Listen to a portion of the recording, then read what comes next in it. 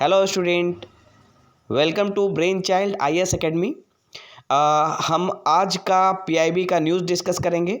PIB आपके examination के लिए बहुत ही इंपॉर्टेंट है, चाहे वो यूपीएससी का एग्ज़ाम हो, चाहे बीपीएससी का एग्ज़ाम हो, चाहे पीटी हो या मेंस हो, है ना।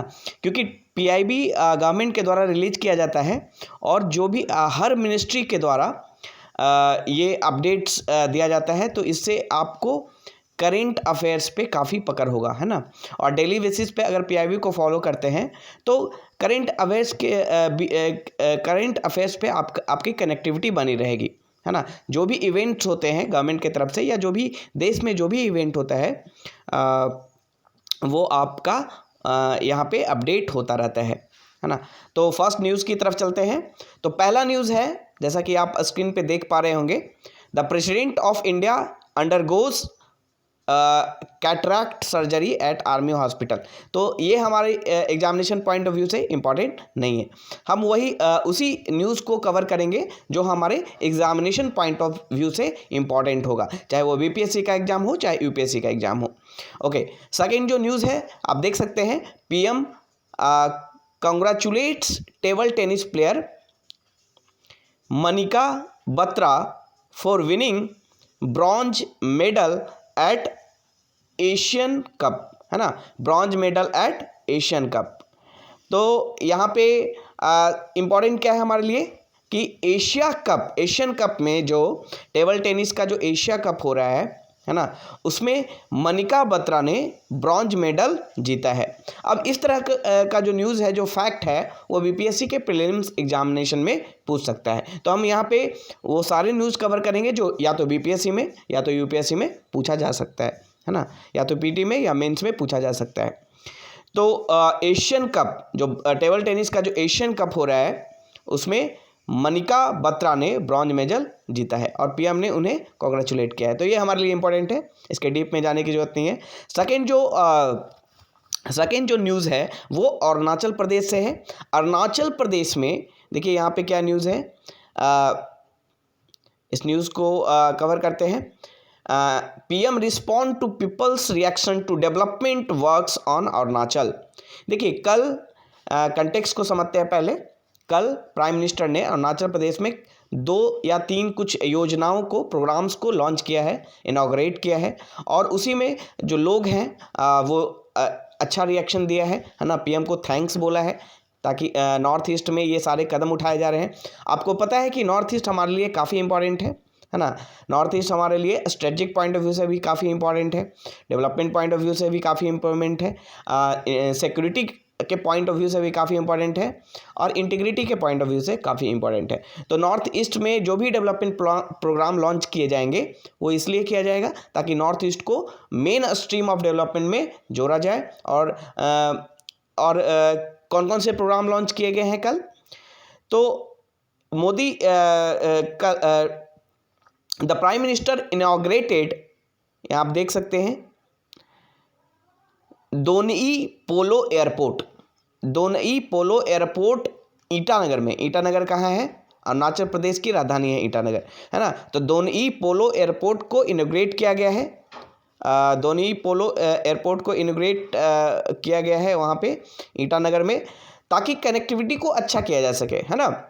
अरुणाचल प्रदेश सबसे ईस्टर्न स्टेट है हमारा, है ना, ईस्टर्न पार्ट है। और जो 7 सिस्टर्स स्टेट हैं नॉर्थ ईस्ट में, है ना, उनमें से एक वन ऑफ द स्टेट है, और काफ़ी स्ट्रेटजिकली इंपॉर्टेंट है, क्योंकि चाइना हमेशा उस पर क्लेम करता है ना, उसको अपना पार्ट बताता है ना।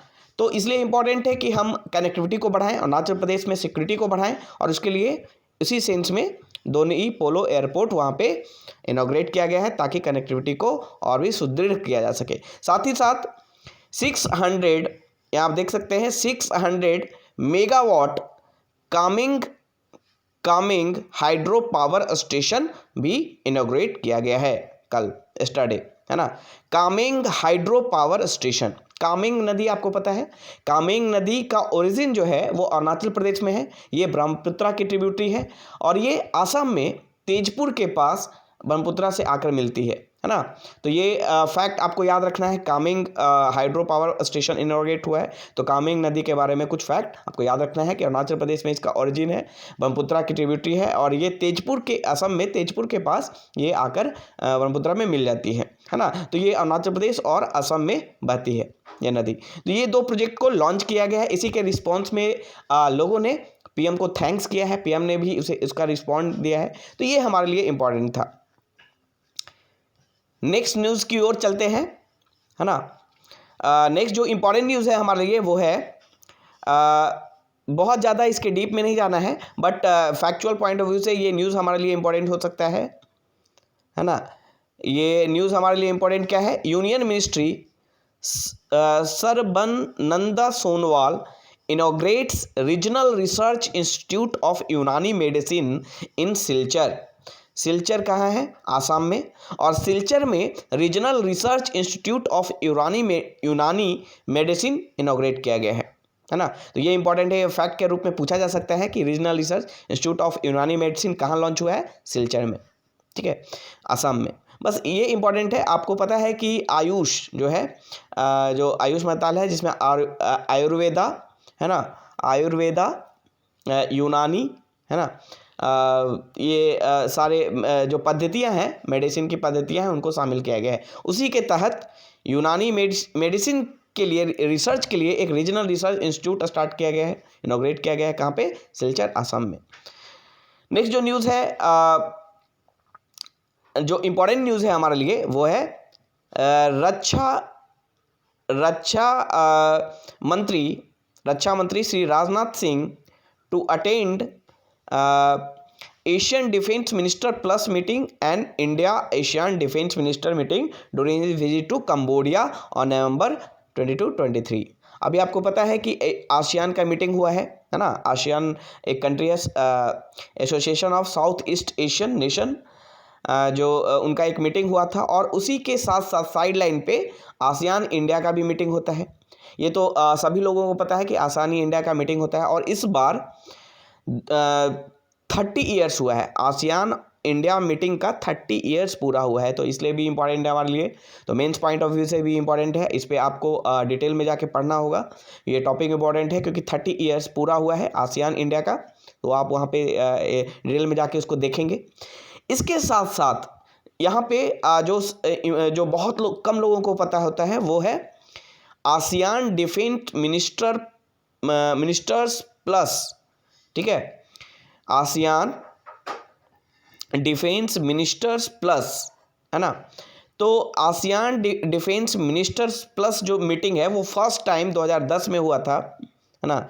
ASEAN defence minister plus meeting यानी ADMM प्लस मीटिंग जो फर्स्ट टाइम 2010 में हुआ था, और इस साल भी ये 23 नवंबर को होने वाला है। और कंबोडिया इसका चेयर है ना, कंबोडिया इसको चेयर कर रहा है। कंबोडिया मतलब इसका चेयरमैनशिप है किसके पास? कंबोडिया के पास। कंबोडिया में ये मीटिंग होगा, और उसी मीटिंग के साथ साथ पहली बार for the first time in 2022 में, नवंबर 2022 में एक और मीटिंग होगा जो कि इम्पॉर्टेंट है, जो पहली बार हो रहा है, वो है India ASEAN defence ministers meeting. और इसका को चेयर कर रहा है, इसको चेयर कर रहा है, इसकी चेयरमैनशिप इंडिया और इंडिया एंड कंबोडिया दोनों के पास है ना। और ये मीटिंग पहली बार हो रही है, India ASEAN defence minister meeting.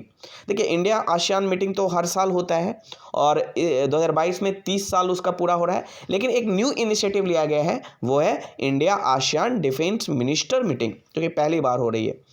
और ये उसी समय होगा जब ASEAN defence minister plus meeting होगी, है ना, जिसका 9th सेशन है ना कंबोडिया में। उसी समय ये भी India ASEAN defence minister meeting भी ऑर्गेनाइज होगा। देखिए, थोड़ा सा इंडिया आसियान की अगर बात करें रिलेशनशिप की, तो 1992 में इंडिया आसियान का डायलॉग पार्टनर बना था, ठीक है। तो ये आप याद रखेंगे। और जो ADMM प्लस है यानी ASEAN defence ministers plus meeting जो है वो पहली बार कब हुआ था? 2010 में। और 2017 से हर साल ADMM प्लस मीटिंग हो रही है ना। और इस बार पहली बार India ASEAN defence minister meeting होगी। कहाँ पे? कंबोडिया में, को चेयर बाय इंडिया। तो इंडिया और कंबोडिया दोनों मिलकर उसको चेयर करेंगे, चेयरमैनशिप दोनों के पास है। और आपको बता दें कि इस साल जो आसियान की मीटिंग क्यों इंपॉर्टेंट है, आपको ज़रूर इस पर एक ओवरव्यू लेना है, एक अच्छा एक कंटेंट बनाना है, क्योंकि आने वाले एग्जामिनेशन में, खासकर मेंस में, ये पूछा जा सकता है कि क्योंकि इस बार इंडिया और आसियान का 30 साल का पार्टनरशिप पूरा हो रहा है ना।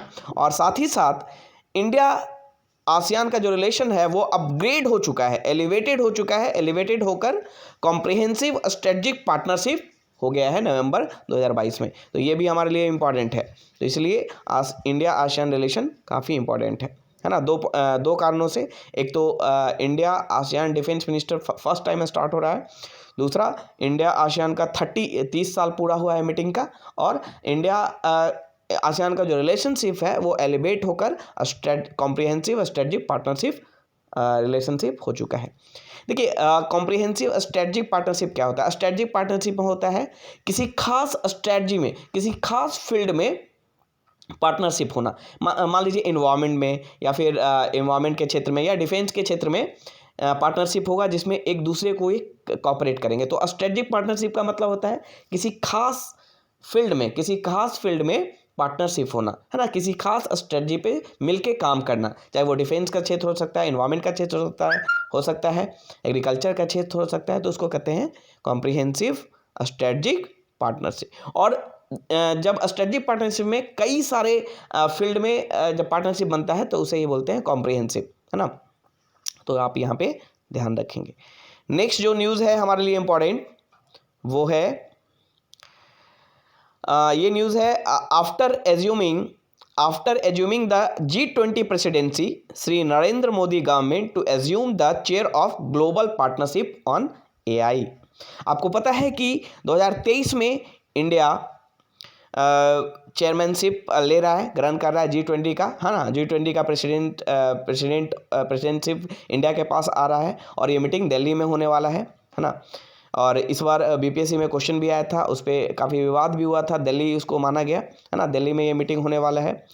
और G20 का प्रेसिडेंटशिप धारण करने के साथ साथ इंडिया इस बार ग्लोबल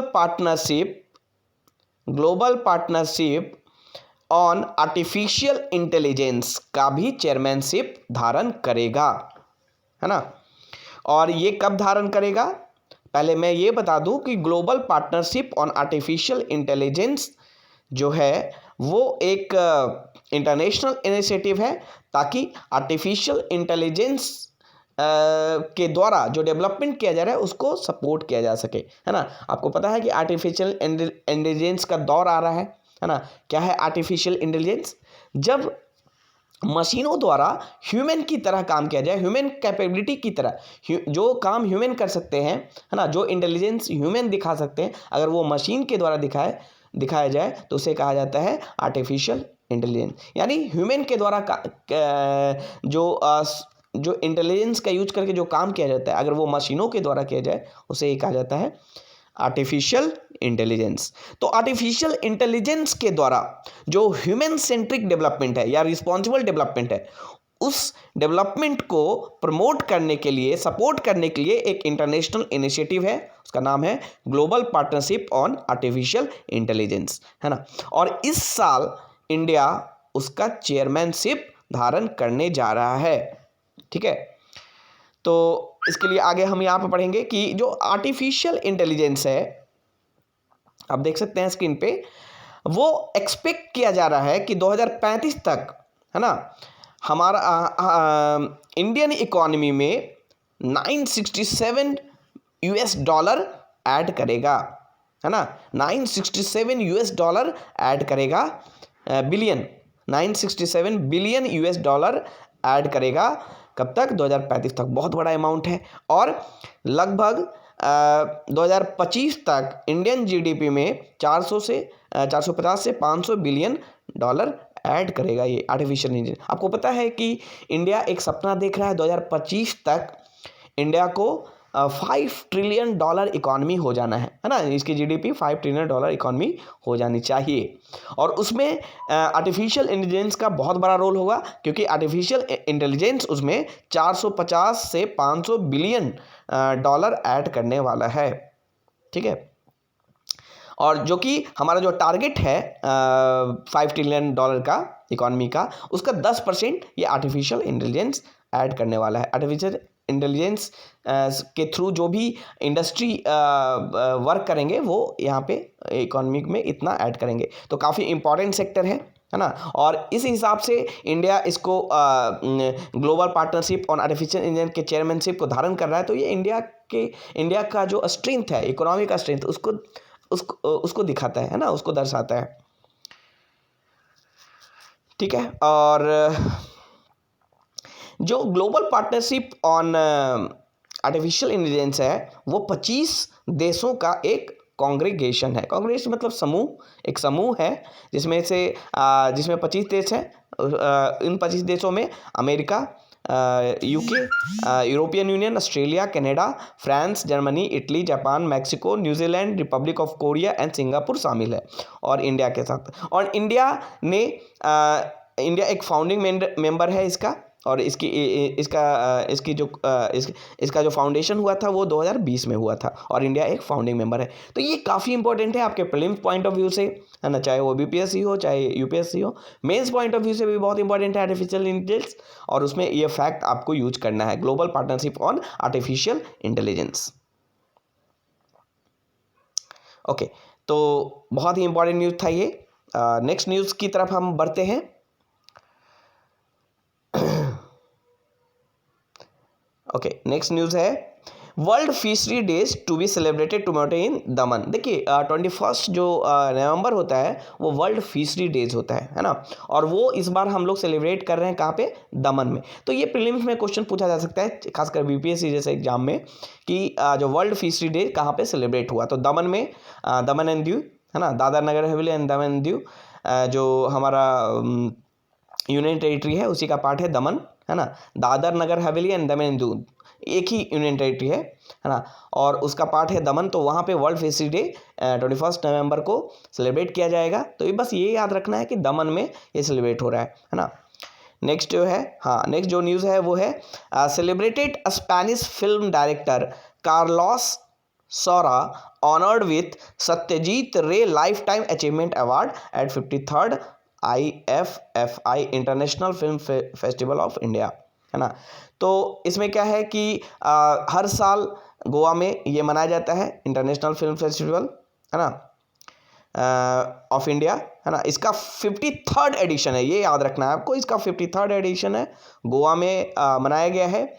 और इसमें जो Satyajit Ray lifetime achievement award जो है वो किसको दिया गया है, स्पेनिश फिल्म डायरेक्टर कार्लोस सौरा को। तो ये नाम याद रखना है आपको प्रीलिम्स पॉइंट ऑफ व्यू से, खासकर वीपीएससी के एग्जाम के लिए, ठीक है। और नेक्स्ट जो न्यूज़ है वो भी IFFI से ही रिलेटेड है कि 53rd film personality of the year 53rd edition जो है international film festival of India का, जो गोवा में आयोजित किया गया है, उसमें film personality of the year दिया गया है मेगा स्टार चिरंजीवी को। साउथ एक्टर हैं ये, है ना, साउथ के एक्टर हैं चिरंजीवी। तो ये नाम याद रखना है आपको, है ना, नाम याद रखना है प्रीलिम्स पॉइंट ऑफ व्यू से, खासकर बीपीएससी या स्टेट पीसीएस जैसे एग्जामिनेशन के लिए यूपी पीसीएस में भी पूछ सकता है, या दूसरे किसी भी स्टेट पीसीएस में ये नाम आपसे पूछा जा सकता है।